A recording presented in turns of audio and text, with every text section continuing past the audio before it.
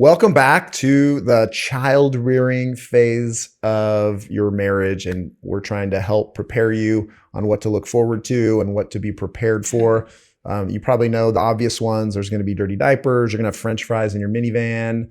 You're going to have a hard time getting your kid to stop using a pacifier. But as it relates to your marriage, we had an amazing opportunity to sit down with Brooke and Elizabeth Mosier.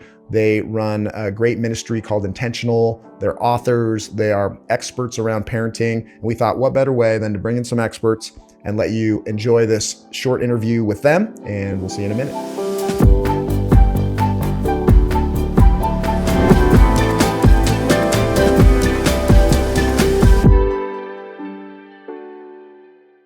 Welcome back to 3 for 3 Marriages. We are covering the parenting section of the phases that you're going to walk through as a couple in marriage. You may have kids. That's okay. If you don't have kids or you're planning to have kids, lean in because we are blessed and honored to have Brooke and Elizabeth from Intentional Parents. It's in a great ministry. You have a website, a ministry, and a podcast. Yeah.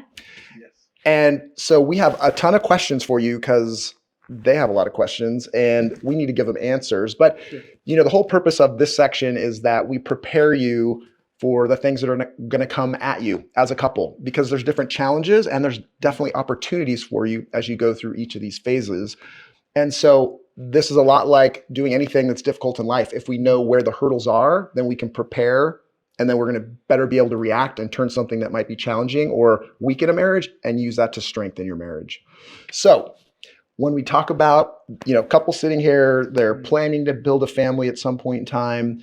I know we were talking earlier, there's things that are kind of common challenges that couples will face. So children are a blessing and they're also an incredible responsibility, and they put a stress on a marriage. What would you say to a couple that's planning to have children, some tips of what they can think through or prepare? First thing that comes to my mind is that your marriage will change. And so I think so often we have this false idea, or almost like we have something to prove, that my life's not going to change. I'm just going to add a child and we're going to keep doing everything we did before. Or maybe we're going to make sure that the child does not become the center of our home and we're still going to have all this time for us. But the reality is your life is about to drastically change when you have a child. And that change is both beautiful, and that process of adapting to that change is messy and can put strain on a marriage that you haven't maybe had before. And so I just think, had we known the change, or just been able to expect that there was such a big change that's going to happen, that's just so helpful to know before it actually happens. That's so true and huge. Pam and I have 5 kids, and we definitely experienced that on a lot of different levels. Yeah. What are there particular changes that you experienced or that you advise couples on? Yeah, I think a couple of things that we experienced was just the fact that you have to have a whole new normal, right? Even with just one, but 5, that's crazy. We have 4, and with each one, the time for each other just becomes less and less and less, which is, again, I think a known thing, but it feels different. You kind of are even prepared. I remember we were prepared for that, and then still felt like, wow, we do have this added responsibility of children, but we also really have this new challenge of how do we actually still prioritize each other? How do we prioritize date night? That's a big deal for us. Yeah. How do you prioritize date night and getting away for a week, a year, when that seems like impossible? Maybe you're in that situation right now and that just feels impossible. So I know we've done that, but some practical things I would say is just be creative and okay with the fact that everything kind of has to change and everything is going to change. And I think when we know that, it's a lot easier to digest. And I absolutely love that because, having children it's a gift from God, and taking care of them and loving them and raising them, it's a blessing and an honor, and it's so easy to pour our hearts into that. But at the same time, there's also that risk that it starts to compete with a relationship. So the fact that you recognize and we're going to be intentional about prioritizing our relationship. We're not going to let life happen to us. We are going to put a strategy in place, and we're going to execute on that strategy to prioritize a relationship is so huge, because we see that a lot in counseling couples, and you see that weakening. And here's the thing, and I'd love your thoughts on this, is one of the other things we see very commonly is, as a relationship, if you hit a weak spot where things are going a little sideways, it's even easier to slide into say, well, I'm just going to turn to what's good in my life right now. And that's my child. And my child loves me and I love them. And I feel an unconditional love there that I'm not experiencing in my relationship. Yes. So what would you say to a couple, maybe someone who feels that or when they reach that stage? First thing I would say is that it can easily happen. And the harder your marriage is, the more tempting that reality can be. Because when you think about kids, and we've talked about this much before, you marry a person that, at least at the beginning, right, you start loving that person so much. Like you love them more than, at least initially, at the very beginning, like just as much as anyone on the planet. Yeah. But who else do you love on the planet at that same moment? Yourself. And you have these kids and you're putting yourself who you love naturally, and then the second person who you've committed your life to, and you guys make this human. And of course your heart's just going to be overwhelmingly in love with them. And that's right. And that's good. Yeah. But I think the temptation is when things are not going as well or as smooth, the temptation is to then maybe even idolize or put too much energy or attention into your kids in a way that is taking away, as you kind of mentioned. And there's just a lot of different things that can go wrong in that situation. Yeah. And when we start doing that, what you don't even understand, I know that we didn't understand until we started learning more about it, is you can actually really damage your kids by doing that. Mm-hmm. Your kids can't actually take the weight of a parental type or an adult type emotional relationship, even if you're meaning well. You know, they can't actually take that. And we always have to be careful, especially with our kids, that we're not making the relationship about our good. We need to really think, how can we better them? If the relationship exists for the pleasure only of the parent, well, there's a ton of problems that the kid will then actually end up facing because of that. So I think it's not only important that you are aware, but that you can understand that it actually hurts your kids when you overly give them attention in those areas and you're not actually pouring into your marriage. So does that make sense? It makes perfect sense. And it's so true, because when you think about what is the purpose to have children, you know, it's something that you as a couple, we need to understand, because the reality is the Bible says, just like your children are meant to leave and cleave with someone else. Yes. So if we have a relationship that we're expecting to stay at the certain kind of status going from a child to an adult, bad things can happen. And we've talked about family of origin stuff, you know, earlier on in the course, and you may have grown up in that state where there was some separation that was difficult or challenging, or when you got into wedding planning, you started to see all of these things pop up of, you know, what's my role, where are my boundaries? And so you are not just, this isn't even just about protecting your marriage and your relationship. This is about building a lifelong marriage legacy. This is what we've been talking to you about all along. And this is an aspect of that. This is having a marriage where you're happy and joyful, but you're also setting an example with your kids, and you're going to send them off to go repeat what you're building with us. So another area, you know, that's a common struggle, or it's a resource that we have to juggle when you get into the childbearing phase, is time. And with time is the time to have sex and to be connected, you know, intimately and have that sexual experience as a couple. So what are your tools and techniques as to how you carve out that time? Like, do you schedule it? Do you wait until there's that 1 minute opportunity when they're all asleep? And, you know, what do you do there? Oh, I think, well, maybe I could tee this up. So I think first you have to understand, if there is a woman who has young kids, especially if there's more than one, she's physically needed and touched all the time. And I remember when I came home one day and I was hinting at some ideas of intimacy, and you basically said, like, I am literally touched and needed at every point today. I'm at capacity. I'm at capacity. Like, being touched or needed in any other way was not at all alluring to you. So I think the first thing that I would say is, if you're a parent, especially a young parent, that you need to have some understanding of where your spouse is at, male or female, but I would say especially if it's a young mom and she's in that stage of raising kids. But I think that's one that I just would say right off the bat, be aware it's going to have some different frequencies for real reasons. And that doesn't mean that's forever, but I think there's some real stuff. That's great advice, you know, to understand the needs there. I also think that there's some stuff, and I'd love to hear your thoughts, but people don't think it's sexy to schedule these things. But I also think there's some huge wins in being really practical and looking at calendars and being like, what can we actually build into our rhythm of expectation? That's helpful for me. It's also helpful for her, because I think when we actually schedule these things, we're saying this matters to us.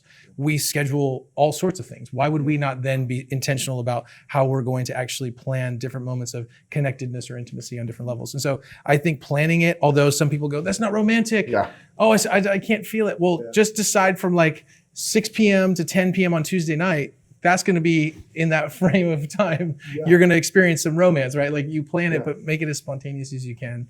That's what I'd say on that. Yeah, I think what you're getting at is getting creative, and that might mean scheduling it. It might not mean. It's going to be different for every couple. But I think it's so important that no matter what season you're in, but especially in the season of little kids, where oftentimes it can just become less frequent and less frequent till it's not happening at all. But I think it's so important that we still fight for that intimacy, because that is what bonds us together. That is what connects us. Even if as a young mom, you don't feel like you need that and you feel like that's the last thing in the world you want because you have kids around all day, it is still so connecting to your marriage. Mm-hmm. So I think where the danger lies is just saying, it's too stressful, it's too hard, let's just forget it. Yes. And that can open you up to a whole world of problems. But I think talking about it is the most important thing. Being honest about it. I had to learn to be able to say to him, this has nothing to do with you, that I'm not in the mood to do this right now. I've been touched all day by little kids. Yeah. And so I'm going to need a little bit of help. Like just communicating openly about it is huge. Otherwise, we believe things that aren't true about each other, and we don't always believe in each other's goodwill. But when we can have those open lines of communication, even before kids are ever on the scene, that will really help us when we're in the thick of it. The other thing that I thought of just in our whole conversation is how important it is to have community around us especially when we have young kids. Because so often you're drowning and you're exhausted. But when you have other people that you're doing life with, who know you and who can start to see you're really not getting time together, or who are willing to say, how's your sex life? Are you guys being intimate? Who know you that well, where you've given them permission. Hey, check in with me. Speak up if you see something.